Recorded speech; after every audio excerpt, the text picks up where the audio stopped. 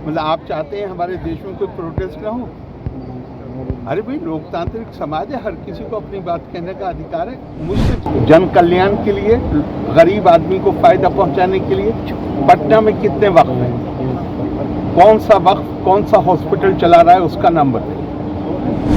आप कहें तो मैं कुरान की आयत भी कोट कर सकता हूँ, एकदम इन्नमा सदक़ातु लिल फुक़राए वल मसाकीन। गरीब कमजोर आदमी के लिए दो शब्द प्रयोग किए गए हैं, फकीर और मिस्कीन। पटना में बहुत वक्त है, ये ध्यान रखिएगा। पर एक संस्था बताइए कोई मुझे जो निर्धन के लिए, गरीब के लिए, कमजोर के लिए काम कर रहा है। वह बिल कानून भले इस संसद में पास हो गया हो, लेकिन इस पर जिस तरीके से विवाद पूरे देश में है, खास तौर पर मुस्लिम समुदाय से आने वाले लोगों के मन में गुस्सा है, सवाल है, उसका जवाब अब तक उनको नहीं मिला है। लेकिन बिहार के राज्यपाल महामहिम आरिफ मोहम्मद खान साहब से जब यह सवाल पूछा गया तो उन्होंने कहा कि लोकतंत्र में लोगों को अपना विरोध करने का अधिकार है या नहीं, इसका जवाब आप खुद दीजिए। लेकिन जब कहा गया कि सर वक्फ बिल पर आपका क्या राय है, आप क्या सोचते हैं, आपकी राय क्या है, तो उन्होंने कहा कि मैं कुछ समय के लिए उत्तर प्रदेश में जब मंत्री था तो अल्पसंख्यक विभाग में ही था, मेरे सामने कई ऐसी घटनाएं आई थी। वक्फ का मतलब भी उन्होंने समझा दिया और वक्फ के जमीन के मालिक का असली मलकियत के बारे में भी बता दिया। राज्यपाल ने सीधे तौर पे कहा कि कहिए तो मैं कुरान की कुछ आयतें भी बता दूं जिसमें सीधे तौर पर बताया गया है कि वक्फ का काम क्या है। यानी अगर खुदा का वो जमीन संपत्ति है तो खुदा की संपत्ति से किसको लाभ मिलना चाहिए और उस जमीन पर क्या काम होना चाहिए। आरिफ मोहम्मद खान ने वैसे नेताओं को आईना दिखाने का काम किया है। बिहार के गवर्नर ने ऐसे लोगों को यह बताने की कोशिश की है जो विरोध कर रहे हैं कि आप वक्फ के नाम पर सवाल तो खड़ा कर रहे हैं, लेकिन बताइए कि वक्फ के द्वारा जो संपत्ति अर्जित की गई है उसमें गरीबों के लिए, मजबूर जो लोग हैं उनके लिए क्या कुछ काम हो रहा है, जो यतीम बच्चे हैं उनके लिए क्या काम किया जा रहा है, जो निर्धन है उनके इलाज के लिए कौन सा ऐसा काम किया जा रहा है।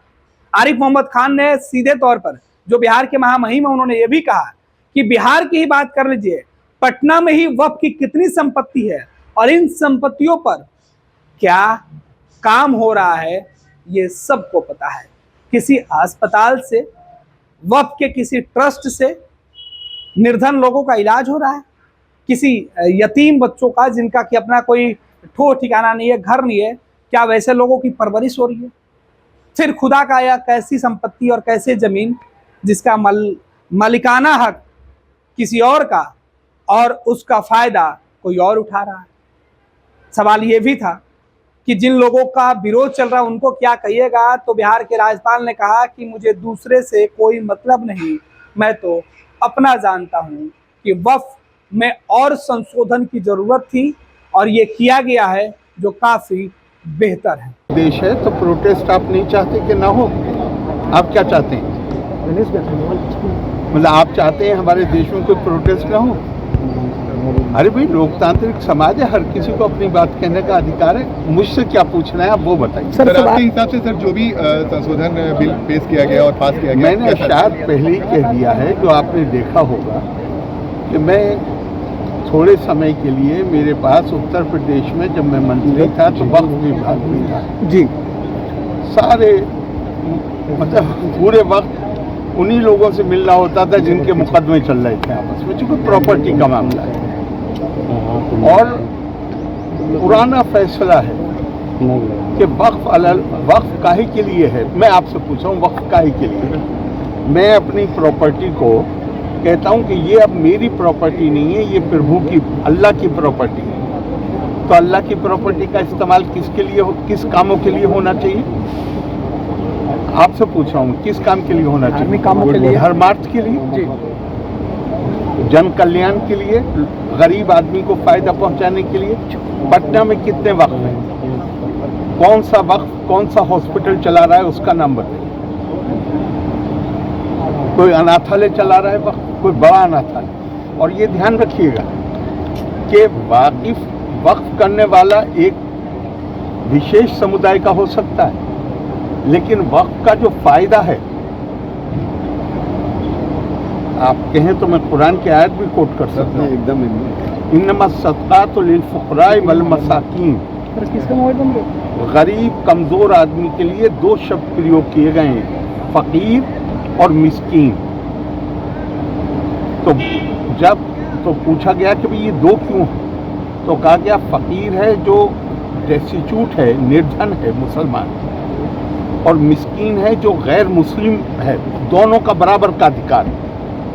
आप मुझे एक बताइए, कोई संस्था, पटना में बहुत वक्त है, ये ध्यान रखिएगा, पर एक संस्था बताइए कोई मुझे जो निर्धन के लिए, गरीब के लिए, कमजोर के लिए काम कर रहा है। क्या हो रहा है वहाँ पे? सिर्फ आपस में मुकदमेबाजी। वक्फ अलल औलाद को तो कानूनी तौर पे गैर इस्लामी जो मैं प्रॉपर्टी कह रहा हूँ, मैं कहता रहा हूँ कि ये अल्लाह की है, लेकिन फायदा मेरी औलाद उठाएगी, तो इसको तो गैर इस्लामी, सारे मुसलमान मुल्कों में गैर इस्लामी है। हिंदुस्तान में भी प्रीवी काउंसिल ने गैर इस्लामी इसको कहा था कि ये गैर इस्लामी है। लेकिन जिन्ना ने एक्ट लाके 1913 में बिल लाके, उसका नाम ही है वैलिडेशन, मतलब ये गैर कानूनी है लेकिन हम इसको कानून बना रहे हैं। अब इसके बाद क्या होना चाहिए ये तो आप तय करिए। बहुत ज़्यादा सुधार की ज़रूरत है, और मैं मानता हूं कि ये जो बिल पास हुआ है, जो अब कानून बन गया या बन जाएगा, ये उस दिशा में बड़ा ठोस कदम। सर वैसे लोगों को कोई नसीहत जो लगातार विरोध कर रहे हैं, सर ऐसे लोगों को नसीहत दीजिएगा जो विरोध कर रहे हैं। मैं दूसरों की बात नहीं कर सकता, मैं अपनी बात कर सकता हूँ। ठीक है, thank you sir. Panorama group, जो सोचता है वो करता है, आपके अपने सपनों का आशियाना। ये लो मुंह मीठा करो, आज मैंने अपना जॉब छोड़ दिया, अब हम पूर्णिया वापस जाएंगे। जॉब छोड़ दिया है? मतलब ये घर कैसे चलेगा, हम करेंगे क्या, और माँ बाबूजी क्या बोलेंगे? इसलिए मैं एक और मिठाई का डब्बा लाया, अपने बिजनेस के लिए लोन अप्रूव हो गया।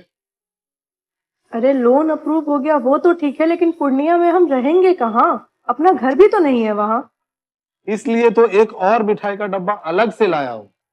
हमने पूर्णिया में घर ले लिया है, पूर्णिया के ई होम्स पैनोरमा में। पूर्णिया में पैनोरमा ग्रुप लेकर आए हैं ई होम्स पैनोरमा, बड़ा घर, आलीशान जिंदगी और अत्याधुनिक सुविधाओं के संग। अरे अब क्यों मुंह मीठा करवा रही हो? क्योंकि हम घर वापसी जो कर रहे हैं। घर वापसी की खुशी पूर्णिया में ई होम्स पैनोरमा के संग। ई Homes Panorama, luxurious lifestyle redefined.